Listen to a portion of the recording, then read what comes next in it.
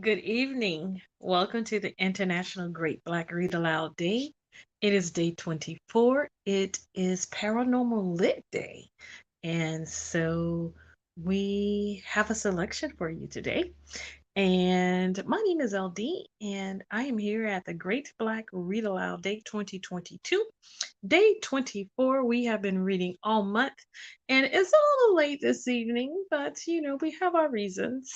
And so we are going to read and clue you in. And so our selection for today is Let's Play White by Chesya Burke.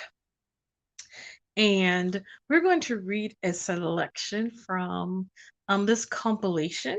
And before we do, we want to remind you that you should subscribe to greatblackreadaloudday.org and follow us online at Black Read Aloud, and that you should read aloud with us.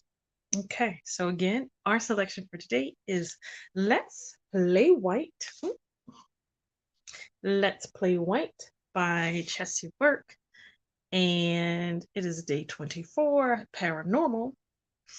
And this is an interesting collection. So I was a little torn about which one to read. It sort of varies in the um, on the spectrum, if you will, the selections in it. But I decided that I would read The Purse because I think it's interesting. Okay. So we're going to read from the selection titled Purse. Manyara Ashu clenched her purse tightly, as if it possessed gold or silver, her soft, sullen features twinkling in the dull subway lights. Behind her, a gust of wind picked up, signaling an oncoming train and blowing her dark hair into wild tangles. She seemed not to notice. She stood and waited patiently for her ride. On the train, she shuffled to her seat, evidence of a long workday with no end in sight. In fact, many of the transit's daily participants had the same limp, which seemed to worsen as the days wore into weeks and years. The bitter aroma of urine floated up her nose, but she paid it no mind. She had smelled it before on these trains. She stared at other passengers on the car, certain that any one of them might be ready to grab her valuable bag at any moment. This would be no surprise. Riding the subway in New York was always a risk, which many were willing to take on a day to day basis, as long as it got them to and from where they were going on time. Sweat broke out on her face and rolled down her temple to her shoulder and snaked slowly down her body. At the far end of the car, a group of 14 thugs laughed and played, a stream of violent profanity spilling from their youthful lips. Most of them sported colors of a local gang and made appropriate finger gestures. They all looked menacing enough, but none of them had even bothered to look at her or her special belongings. For this, she was grateful. Across from her, a man and a woman held each other. As he whispered sweet nothings into her ear, she giggled and covered her mouth, hoping no one would hear. The woman was dressed nicely, in clothes Manyara could never afford, and she carried herself discreetly and with elegance. She wore valuable rings and held her hand in phony halfways to show them off. A Manhattan woman, Manyara thought, but her dark skin was a definite side of the woman's stature, and she would never be able to escape that. The man, too, was a fake with his $50 suit and $200 shoes. Manyara was sure that she saw a wedding ring on his finger, but none on the woman's. Perhaps the Manhattan woman was not as valuable as she thought. In the seat directly facing hers was a tall black man. His clothes were faded and dirty, and sweat stained the armpits of his work shirt. His boots were caked with clay dirt and double tied at the ankles. She guessed he was some kind of construction worker. His face was stern, and he hadn't smiled since he boarded the train, but neither had she. No one did on a New York subway. You just knew better. He stared at her almost hatefully, and she pretended not to notice. Please don't take my purse, she thought. The man's eyes still concentrated on her as she saw his reflection in the window. The train car hit a bump just as it entered a tunnel. The lights flickered and went out completely. She sat there in the dark for what to her seemed like forever, and saw the man's shadow rise from his seat and loom over her. He was a giant of sorts. At least it looked that way in the dark. She swallowed hard, trying not to scream. She repeated in her mind, "Please don't take my purse." The man's shadow only feet from her. Minyara had gotten paid only a few days before, and she carried a large amount of money with her. She didn't feel safe leaving it at home, not in her neighborhood. And since her husband had abandoned her a few months before, he needed his space. He couldn't take care of a family, he had said. She didn't feel safe there herself. She also carried her apartment key, her wallet with her identification, and a few other priceless goodies. The light snapped back on. As her eyes grew accustomed to the brightness, she noticed that the man had indeed moved to a seat closer to her. Now he sat in the one just opposite of hers. "Please don't take it." It never occurred to Manyara that perhaps the man was after something more precious to her than that deep purse. She never thought that maybe, just maybe, he wanted to steal the priceless valuables that she kept safely hidden under her skirt and between her ebony legs.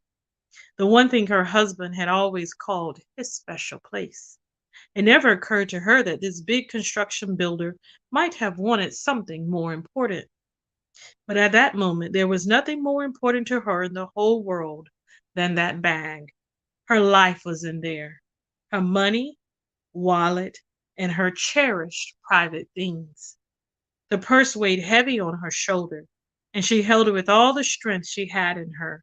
Her pretty hazel eyes twinkled in fear, and she wiped away the crust forming in the corner of one of them. The man stared at her lustfully. Her hands and uncovered legs began to drip with sweat. The train operator's voice boomed through the speaker as he announced the next stop. "Oh, good. Mine is next." As the bell rang for the final call just before the doors closed, Manyama readied herself for departure. She dropped her heavy load to the floor. The man leaned in and touched her. She jumped back and crumpled into the seat. "Please don't." Her voice sounded soft, faint, as foreign to her as the man's hand on her thigh. He spoke. "Ma'am, are you all right?" She didn't answer, didn't hear. "Ma'am, don't take it," she whispered.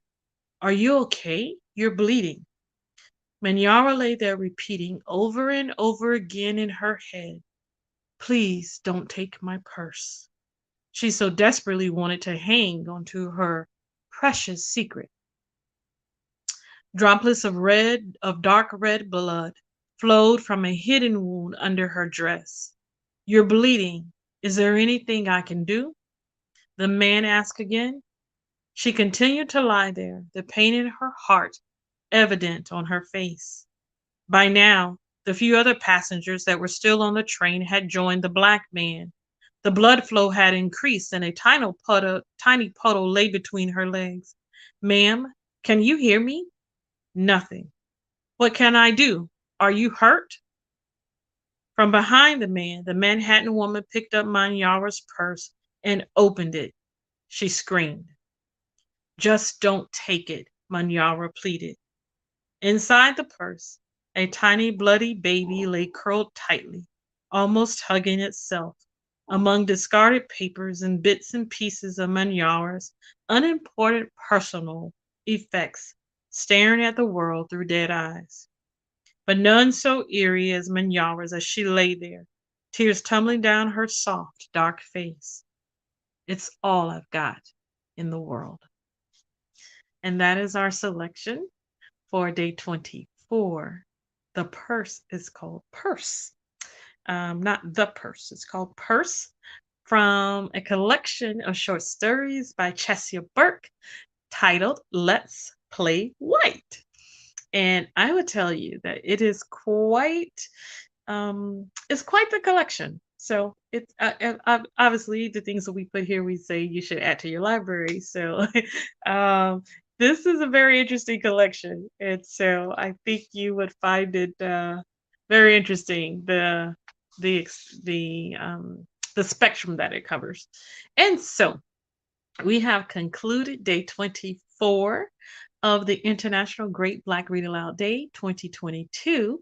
And we hope that you have been enjoying all the readings this month and I actually and the interviews that we've had this month, and we perhaps have a couple more coming up. And we will see you tomorrow for what will be day 25 of the International Great Black Read Aloud Day. And let's tell you what day 25 is. Day 25 is poetry. And so we will be back tomorrow for poetry. And we're excited about what we have been reading here at the Great Black Read Aloud Day.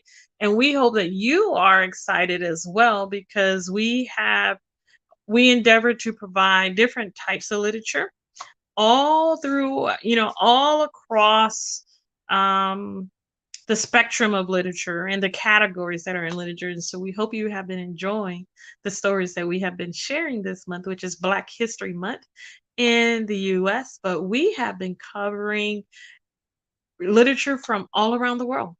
We have read from South African authors. We read from Nigerian authors. We've just been reading all around, and so we hope you've been enjoying it, and we hope that you will join us again tomorrow for day 25, which is poetry. And so it's always a good day for you to read poetry yourself. So if you have a favorite poem, we invite you to read with us and enjoy um, reading aloud. We're here at the International Great Black Read Aloud Day, where we are giving voice to words written by Black people all around the world. We'll see you tomorrow, and this has been day 24 Paranormal. Bye bye.